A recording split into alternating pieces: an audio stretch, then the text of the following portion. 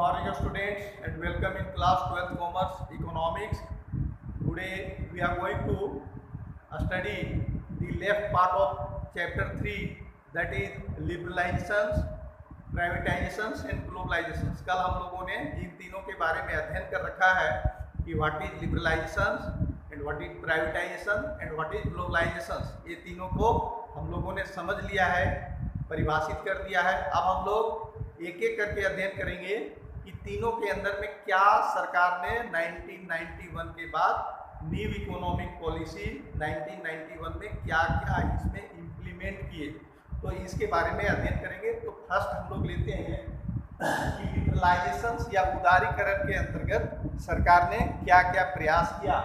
तो सबसे पहला रिफॉर्म्स इन इंडस्ट्रियल सेक्टर या औद्योगिक क्षेत्र में सरकार ने क्या सुधारात्मक कदम उठाए।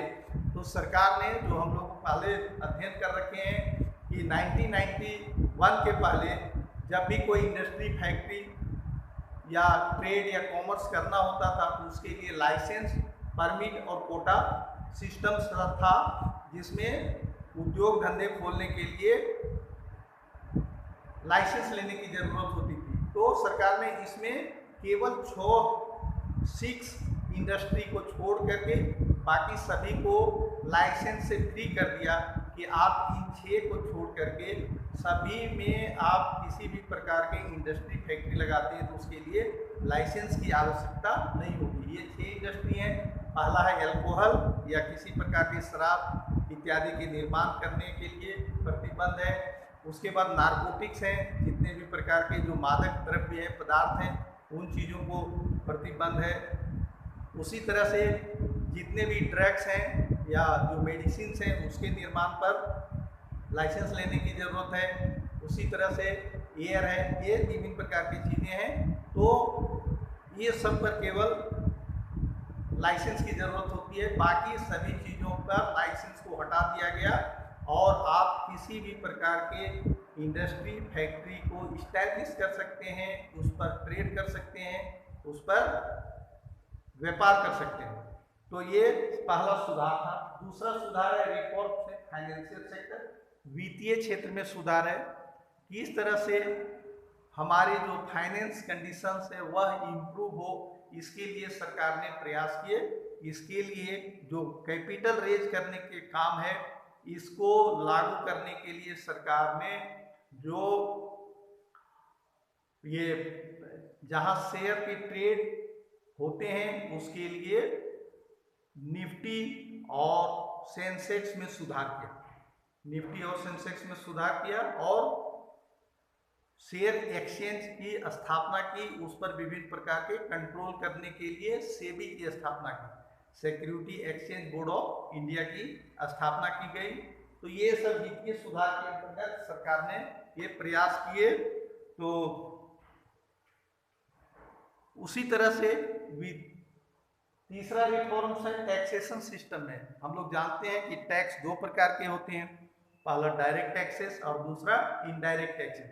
तो डायरेक्ट टैक्सेस के अंदर में जितने भी प्रकार के आयकर है, इनकम टैक्स है, गिफ्ट टैक्स है, उसी तरह से कॉर्पोरेशन टैक्स है, income tax, gift tax, corporation tax, ये सब में कमी की गई जिससे लोगों को अधिक लाभ हो, अधिक फायदे हो और उस तरह से जो हमारी जो इकोनॉमिक स्थिति है उसमें सुधार हो।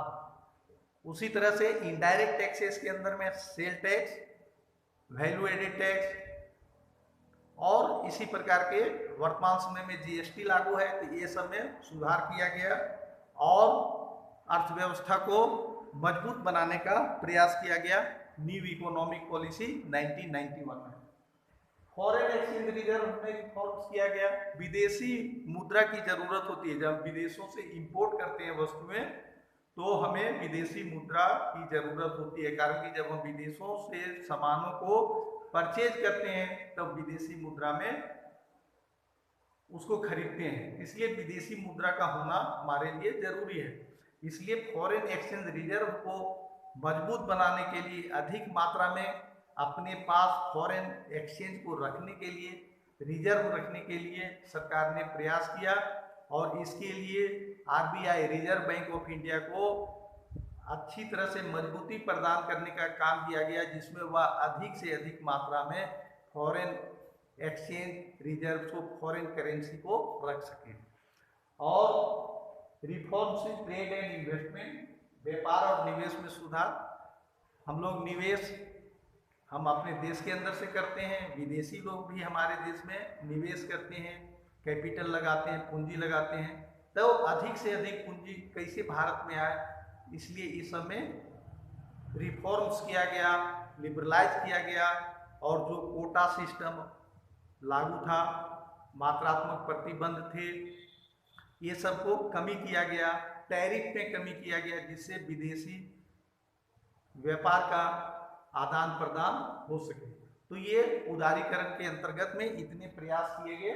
तो फिर एक बार नटशेल में लिबरलाइजेशन के अंदर में रिफॉर्म्स इन इंडस्ट्रियल सेक्टर, औद्योगिक क्षेत्र में सुधार, रिफॉर्म्स इन फाइनेंशियल सेक्टर, वित्तीय क्षेत्र में सुधार, रिफॉर्म्स इन टैक्सेशन सिस्टम, कर व्यवस्था में सुधार किया गया, reforms in foreign exchange reserve, विदेशी विनिमय में सुधार किया गया, और reforms in trade and investment, व्यापार और निवेश में सुधार किया गया। तो ये रिफॉर्म्स के अंतर्गत, लिबरलाइजेशन के अंतर्गत 5 पॉइंट्स थे।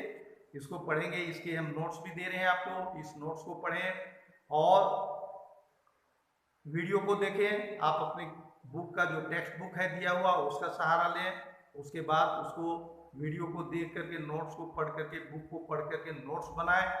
ये आपके फाइनल एग्जाम्स के लिए, आपके एग्जाम्स, कमिंग एग्जाम्स के लिए बहुत ज़रूरी है, इम्पोर्टेंट हैं। और जो इकोनॉमिक में अच्छी जानकारी रखने के लिए ये सब बिंदुओं पर ज़्यादा ध्यान देना है। तो इतना पढ़ें। कल फिर हम इसमें प्राइवेटाइजेशन और उसके बाद ग्लोबलाइजेशन की बात करेंगे। तब तक के लिए धन्यवाद। Thank you. Have a nice day.